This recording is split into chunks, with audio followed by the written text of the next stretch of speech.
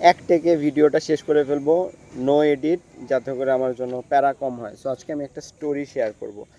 স্টোরিটা আমি বলবো বলবো করতেছিলাম, বাট বলা হইতেছিল না।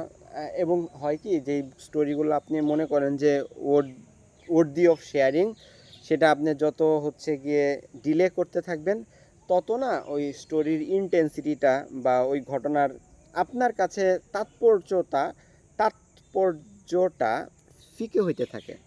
বাট আমার মনে হলো না, এটার আসলে ফিকে হইতে দেওয়া যাবে না। সো আমি স্টোরিটা শেয়ার করি। সো স্টোরিটা শুরু করি, এবং মেন ব্যাপারটা আমি লাস্টে গিয়ে বলবো যে আসলে এই স্টোরিটার মেন মন্ত্রটা কি, মেন লার্নিংটা কি। মেন দুইটা লার্নিং আছে। আমি অবশ্য ভিডিও কন্টিনিউ করতে করতে থাকতে আমি দুইটা লার্নিংয়ের কথা ভুলে যাব। কয়টা লার্নিং বলছি? দুইটা লার্নিং, ঠিক আছে। সো স্টোরিটা শুরু হলো গিয়ে আপনার এই রোজার ফার্স্ট শুক্রবার বা ফার্স্ট শুক্রবার খুব সম্ভবত। তো ফার্স্ট শুক্রবারে আমি কিন্তু রমজানে হচ্ছে গিয়ে 100 কিলো চালাই না অনেক দিন। লাস্টবার যখন চালাইছিলাম তখন আমার হচ্ছে গিয়ে ময়মনসিং ময়মনসিং গিয়েছিলাম প্রখর রোদে, 80-90 কিলো গিয়ে আমি বং করছিলাম। আমার মাথায় আমি চক্কর দেওয়া শুরু করছিলাম, প্রচুর রোদ ছিল। টু মাই ডিফেন্স প্রচুর রোদ ছিল। আর হচ্ছে গিয়ে আরও কিছু ভুল টুল ছিল। বাট মোট কথা ওই 2018 সালে that was the last time I attempted 100 kilo. But ওই দিনটা আসলে was a bad day to ride 100 kilometre fasting. So এরপরে আমি আর 100 কিলো চালাই নাই, 90 কিলো চালাইছি। বৃষ্টির মধ্যে মনে হয়েছে একটু হলে 100 হয়ে যেত। বাট 100 কিলো তো আসলে আমার জন্য, মানে আমি এখন আর মনে করি না যে 100 কিলো চালানোর জন্য রাইড দিতে বাইর হইতে হবে। রাইড দিতে বের হয়েছে কি রাইড এনজয় করার জন্য। সো ওই যে লং স্টোরি, সেটা হচ্ছে গিয়ে আমি রমজানে 100 কিলো চালাই না। বাট এই রমজানে মনে হলো যেহেতু ওয়েট লুজ করার জন্য সাইকেল চালাইতেছি, আমাদের রমজানের মধ্যে আসলে চালাইতে হবে। সো কোনো একটা ফ্রাইডেতে আমি ভাবলাম যে আমি যদি জোন টুতে চালাই আসলে ইজিলি 100 কিলো চালাই ফেলতে পারবো।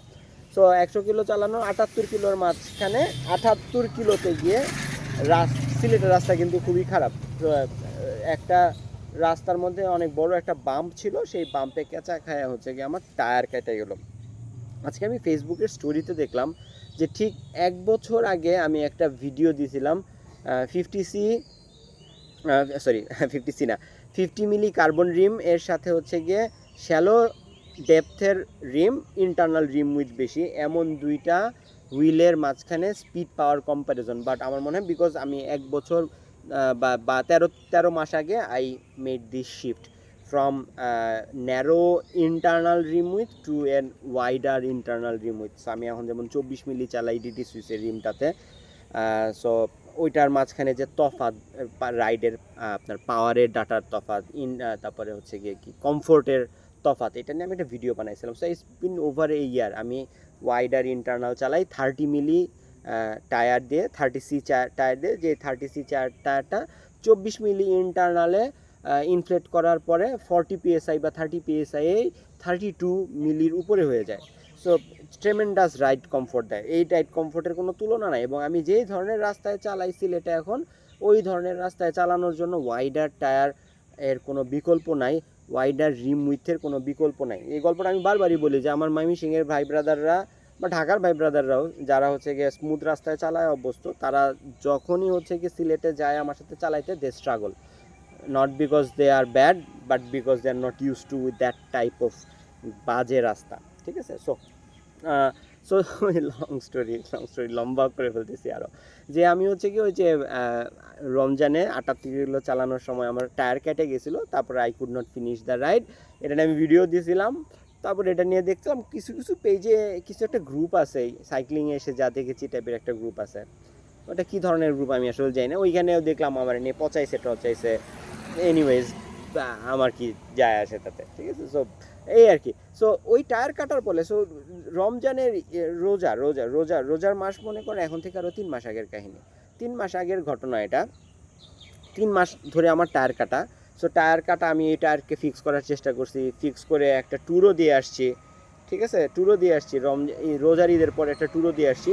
বাট ওই কাটা টায়ার তো বেশি দিন হয়তো ঠিক থাকবে না। সো আমি এটা জানতাম। সো আমি টায়ার অর্ডার করি। সো টায়ার অর্ডার করি হচ্ছে গিয়ে একটা কি বলবো শপ আছে, যার থেকে আমি সবসময় জার্মানির অর্ডার করি।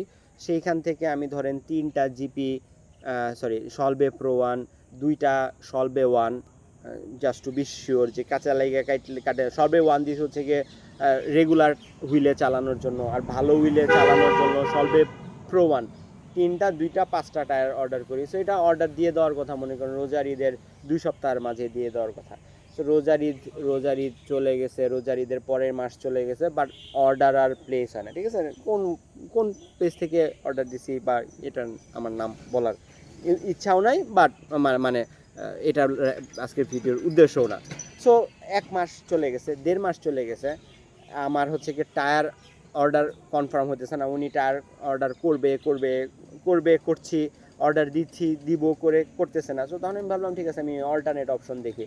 সো আমি অল্টারনেট অপশন দেখলাম, ভাবছি যে কোনো কিছু যদি না হয় তাহলে আমি হচ্ছে গিয়ে বাইক অ্যান্ড বিয়ন্ড থেকে, থাইল্যান্ড থেকে তো আনাইতেই পারবো। সো পরে বাইক অ্যান্ড বিয়ন্ডকেও আসিফ ভাইরেও বলছি যে আমার জন্য টায়ার দেখেন, 32 মিলি হচ্ছে গিয়ে টিউবলেস টায়ার লাগবে। সো ভাইয়া গিয়া দেখে যে হচ্ছে গিয়ে 32 মিলি টিউবলেস টায়ার আসলে থাইল্যান্ডে নাই। থাইল্যান্ডে 28 মিলি পর্যন্ত ম্যাক্সিমাম আছে। আর 32 মিলি যেটা আছে সেটা ভিক্টোরিয়ার একটা টায়ার, ওই টায়ারটা রোলিং রেজিস্ট্যান্সে আবার আমার মন মতো না, একটু স্লোয়ার। সো টাকা দিয়ে যেহেতু টায়ার কিনবো তাহলে স্লোয়ার কেন কিনবো? সো এটার জন্য ওইটা আমি কনফার্ম করি নাই। সো জার্মানি থেকে অর্ডার দিয়েছিলাম হচ্ছে কি 5টা টায়ার, একটারও অর্ডার কনফার্ম হয় নাই, কী হয়েছে আমি আসলে জানি না। একুশ শপ বলছে ওরা আমাকে 2টা টায়ার আনাই দিবে। ঠিক আছে, সো ওদেরকে বলছি ঠিক আছে 2টা টায়ার আনাই দাও। ওটারও কোনো খবর টবর নাই, মানে সবাই আমাকে টায়ার দিচ্ছি করে টায়ার আমি পাইতেছি না। সো আমি বেসিক্যালি রাইডার দিতে পারতেছি না। 25 মিলি টায়ার আমার কাছে আছে বাসায় অনেকগুলা, বাট 25 মিলি টায়ার দিয়ে তো আমি রাইড দিব না। সো আমার হচ্ছে গিয়ে সিএসটির একটা আমি টায়ার পাইছিলাম 21 শপ থেকে, ওরা আমাকে এটা রিভিউ করতে পাঠাইছিল। সো সিএসটির ওই টায়ারটা যদিও 28 মিলি হচ্ছে গিয়ে ওদের লেখা, বাট টায়ারটার উইথ এমনিতে অনেক বেশি। সো এটা 24 মিলি ইন্টারনাল রিম উইথে লাগানোর পরে এটা ফুলে 32 মিলি প্লাসই হয়ে গেছে। সো আমি আমার সবুজ বাইকটারে হচ্ছে গিয়ে জলাঞ্জলি দিয়ে, বিকজ সবুজ বাইকটা থেকে ওই টায়ারটা খুলে কালো বাইকে লাগানো মানে হচ্ছে গিয়ে সবুজ বাইকটা না চালানো। সো এটাও আমার কাছে পছন্দ ছিল না যে একটা বাইককে আমি হচ্ছে গিয়ে পুরাপুরি করে দিলাম। সো এটা করে আমি চালাইতেছিলাম, but I was not happy with the solution, I was looking for tyre. So আমি টায়ার পাইতেছি না, থাইল্যান্ডে পাইতেছি না, জার্মানির অর্ডার কনফার্ম হয় না, মানে অর্ডারই প্লেস করে না। 1 মাস 2 মাসের মতো চলে যেতেছে, দিব করে দেয় না। সো আমি পুরোপুরি ফাইসে গেছি। তারপরে হচ্ছে 21 শপ বলছে ওরা এনে দিবে, বাট ওদেরও কোনো আপডেট নাই। এখন এটা না, আমি ফ্যাসাদের মধ্যে আছি। সো তখন আমার এক ইউটিউবে আমার ভিডিও দেখে এক ভাই, যিনি কিনা আগে এমটিবি চালাইতো। ওনার ভাষ্য মতে উনিই বলছেন যে উনি আগে এমটিবি চালাইতো, এরপরে উনি আমার ভিডিও দেখে হচ্ছে গিয়ে, উনি মালয়েশিয়ায় থাকেন, উনি হচ্ছে গিয়ে এখন রোড বাইক চালায়, এবং উনি জানে যে উনি এতদিন কী চালাইছে এবং এখন কী চালাইতেছে, মানে হি ফিলস দ্য ডিফারেন্স। ঠিক আছে, সো উনি আমার কমেন্ট করে বলতেছে ভাই এইটা কোথায় যেন, উনি আমার স্ট্রাভাতে কমেন্ট করছে না কোথায় জানি কমেন্ট করছে যে ভাই এইটা আর তো আমার আজকে যদি অর্ডার দেই তাহলে কালকে আমার বাসায় ডেলিভারি দিয়ে যাবে। আমি বললাম কালকে অর্ডার, ভাই আর আমি এই টায়ারের জন্য এত স্ট্রাগল করতেছি। আমি জোকিংলি বলছি তাহলে ভাই আমার কিন্না একটা পাঠায় দেন দেখি, জোকিংলি, বিকজ যে আমারে চেনে না জানে না, সে আমার জন্য এত দামের একটা টায়ার কিনা আমার দেশে পাঠায় দিবে, তাও আবার যেখানে নিজের ভাইরাই হচ্ছে কি কারোর জন্য আমার জন্য সাইক্লিং প্রোডাক্ট আনতে হলে তাদের অনেক রিকোয়েস্ট করা লাগে, আপন ভাইটাই। বাট সে আমারে চেনে না, আমার সাথে কখনো চালায় নাই, আমার সাথে কোনো পার্সোনাল যোগাযোগ নাই, সে আমার জন্য হচ্ছে কি টায়ার কিনবে নিজের গাটের পয়সা দিয়ে, তারপরে সেটা পাঠাবে। মানে এটা তো জাস্ট মানে এটা জাস্ট আমি জোকিংলি বলছি। তো সে কেন কীভাবে জানি আমার কথাটা সিরিয়াসলি নিয়ে নিছে। সে সিরিয়াসলি নিয়ে বলে ভাই 32 মিনিট দাম কত, আমি আপনারা দেখে জানাইতেছি। আমি ভাবলাম উনি ব্যাপারটা নিয়ে সিরিয়াস হয়ে গেছে। উনি ঠিকই হচ্ছে গিয়ে কিছুক্ষণ পর আমারে হচ্ছে গিয়ে মেসেঞ্জারে নাকি স্ট্রাভাতেই কোথায় যেন আমারে বলছে যে ভাই, ইউটিউবে কমেন্ট করছে ভাই এরকম দাম পড়তেছে। সো আমি কমেন্টটা দেখি নাই। তারপরে একদিন পর ওনাকে জিজ্ঞেস করছি ভাই আপডেট তো দিলেন না। ভাই বলে আপনার তো আমি আপডেট দিচ্ছি অমুক জায়গায়। পরে আমি দেখলাম যে উনি আসলেই আপডেট দিচ্ছে। আমি বললাম ভাই তাহলে অর্ডারটা কি করে দিবেন কনফার্ম? আমি আপনার টাকা কেমনে করে দেবো? আপনার কাছে বাংলাদেশি কোনো ব্যাঙ্ক অ্যাকাউন্ট থাকলে সেই ব্যাঙ্ক অ্যাকাউন্টে আমি পাঠিয়ে দিতে পারবো। সে বলে যে ভাই আমি অর্ডার করে দিতেছি, জিনিস হাতে আসুক আপনার আমি পাঠিয়ে দিব, আপনি হাতে পায়া আমার হচ্ছে গিয়ে টায়ারের দাম দিয়ে দিন। সো আমার কাছে পুরো ব্যাপারটা একটু ইয়ে লাগতেছিল, মানে কি বলে ড্রিমি লাগতেছিল। ইটস নট ট্রু, বিকজ যে লোক আমারে চেনে না সে লোক এত দামি একটা টায়ার GP5000 STR, আপনারা একটু গুগল সার্চ করলেই এটার প্রাইজিং সম্পর্কে জানতে পারবেন, ঠিক আছে। ব্রিটিশ পাউন্ডে এক একটা মনে হয় 70-80 পাউন্ড করে মনে হয় বিক্রি হয়, ঠিক আছে। রিটেল প্রাইস 80 পাউন্ডের মতো একটা জোড়া, 160 pound. So you do the maths, it's a very expensive tyre. So সে করলো কি, সত্যি টায়ার সে তার হাতে আসছে, সে আমার ফেসবুকে ছবি দিল, তারপরে সে সেটারে ট্যাপিং করলো। এই লেভেলের র্যাপিং, যে লেভেলের র্যাপিং আমিও করতাম না কারোর জন্য। ট্যাপিং করে আমি ভাবতেছি ভাই পাঠাবেন কেমনে করে, ভাই কুরিয়ার করে পাঠাবো। আচ্ছা মালয়েশিয়া থেকে কুরিয়ার করা যায়? হ্যাঁ, দেশে কুরিয়ার করা যায়। হ্যাঁ, আমি জানি আছি, ঠিক আছে, মালয়েশিয়ায় সে থাকে, আমি তো আর থাকি না। মালয়েশিয়ায় কি পাঠাও এর মতো কোনো সার্ভিস বাংলাদেশে ডেলিভারি দেয় কিনা সেটাও আমি জানি না, কারণ সে বলছে পাঠাবে, সে টাকা দিয়ে কিনছে, আমি তো তারা এখনও টাকা দিই নাই।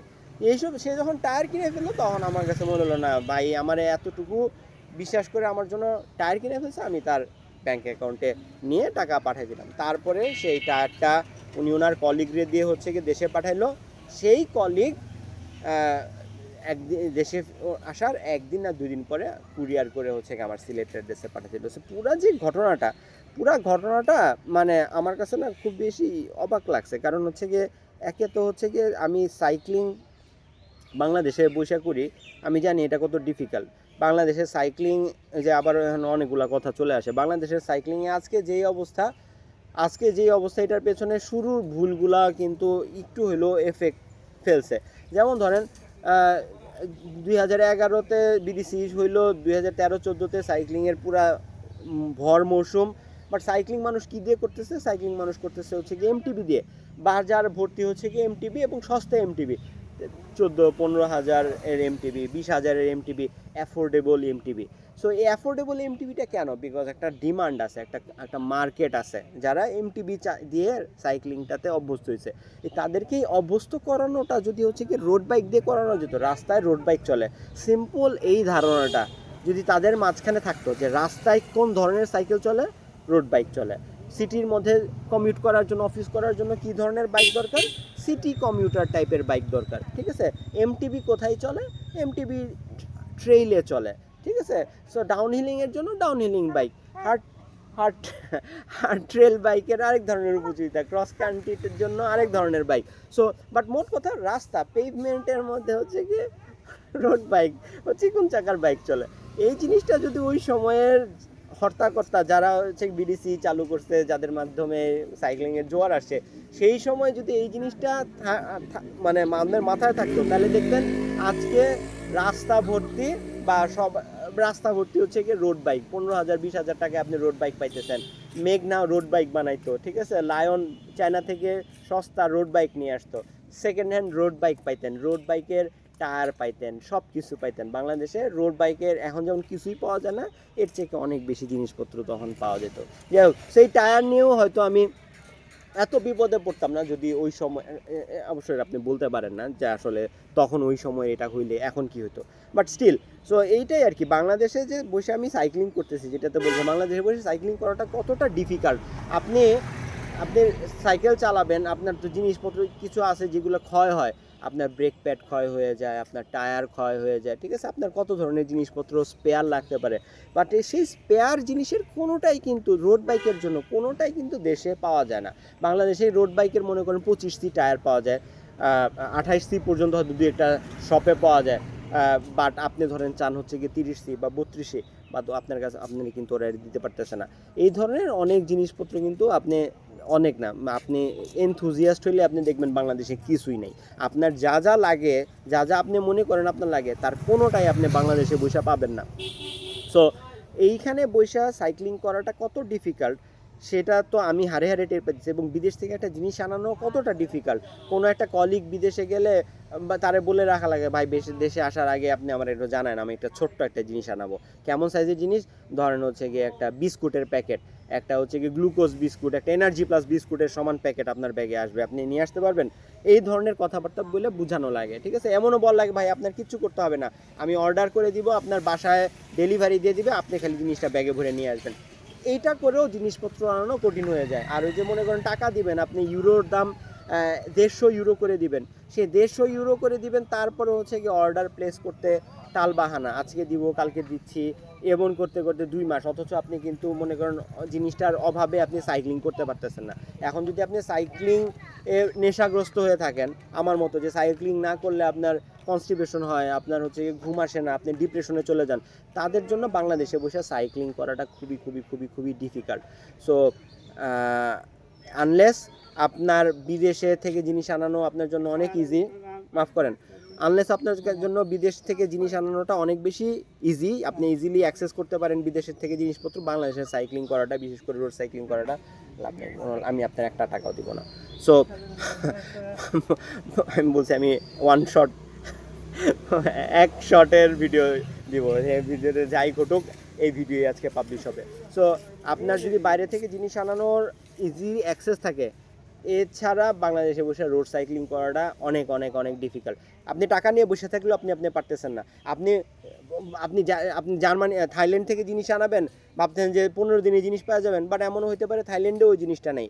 সো বাংলাদেশে বসে সাইক্লিং করাটা খুবই খুবই ডিফিকাল্ট। এরকম একটা পরিস্থিতিতে পড়ে আমি এই ধরনের একটা হেল্প পাবো একটা মানুষের কাছ থেকে, আমার কাছে জাস্ট মনে হয়েছে যে এটা কী জানি বলে, দেব দেবতুল্য একটা হেল্প, মানে একটা শব্দ আছে, বাংলা শব্দ আছে, মানে এটা just a help from heaven, মানে এটা জানি ইট ওয়াজ অল প্ল্যান, যে আমি ওই ভাইয়ের কাছ থেকে এই হেল্পটা পাবো, ইট ওয়াজ অল হিজ প্ল্যান, যে তুমি এমন সাফার করবা, তারপরে দেখো তোমার জন্য আমি কিন্তু এইভাবে জিনিসটা ম্যানেজ করে দেবো। বিকজ নাইলে ধরেন আমাকে এই কোরবানির ঈদ পর্যন্ত হচ্ছে কি আমার ওয়েট করা লাগতো টায়ারের জন্য, আমি হয়তো আরেকটা থ্রুতে সাইকেল টায়ার ম্যানেজ করে দিতাম। But it's not only about the tire, it's about every component that you use on your bike. বাংলাদেশে আপনি সাইকেলের কোনো কিছু পাবেন না, বিকজ বাংলাদেশে সাইক্লিং কালচারটা নাই। আমার এই চ্যানেল আমি ভিডিও দেওয়া শুরু করছিলাম 2021 সাল থেকে।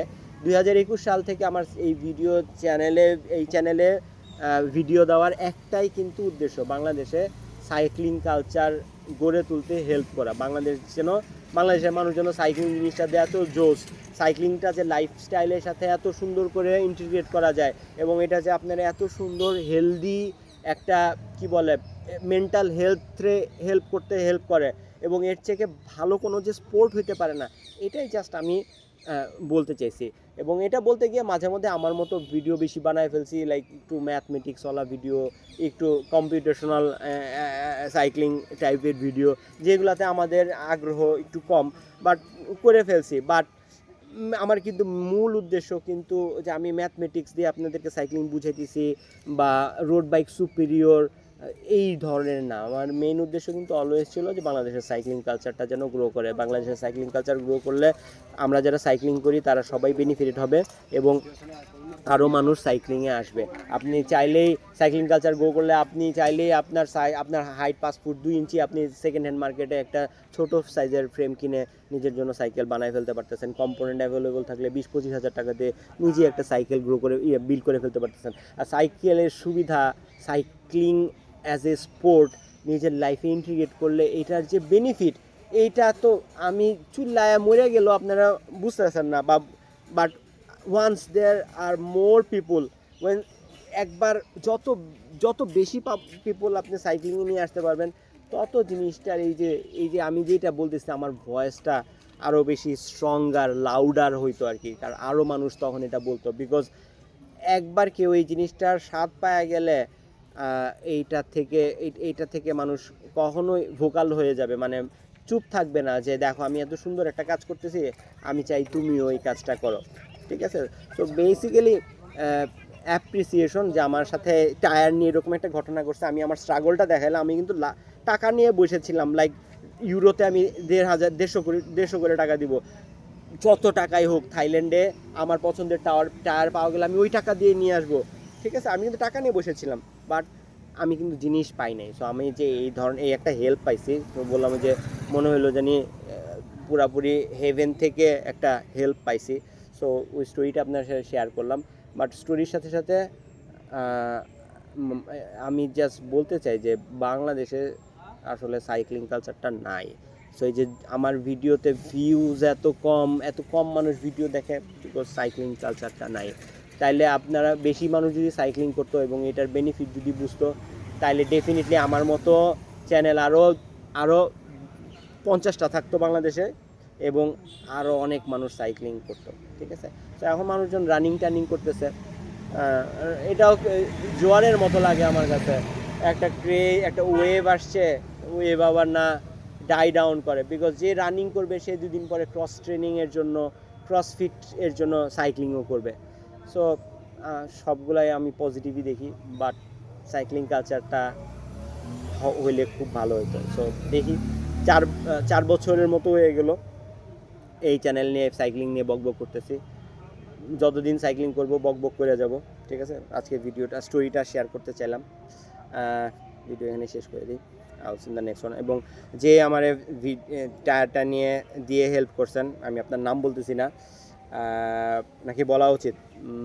না না না বলি, আপনি আবার কোনো এলিট গ্রুপের রেশানলের মধ্যে পড়ে যেতে পারেন। বাংলাদেশে তো আবার যেসব নোংরা ব্যাপার স্যাপার খুব চলে।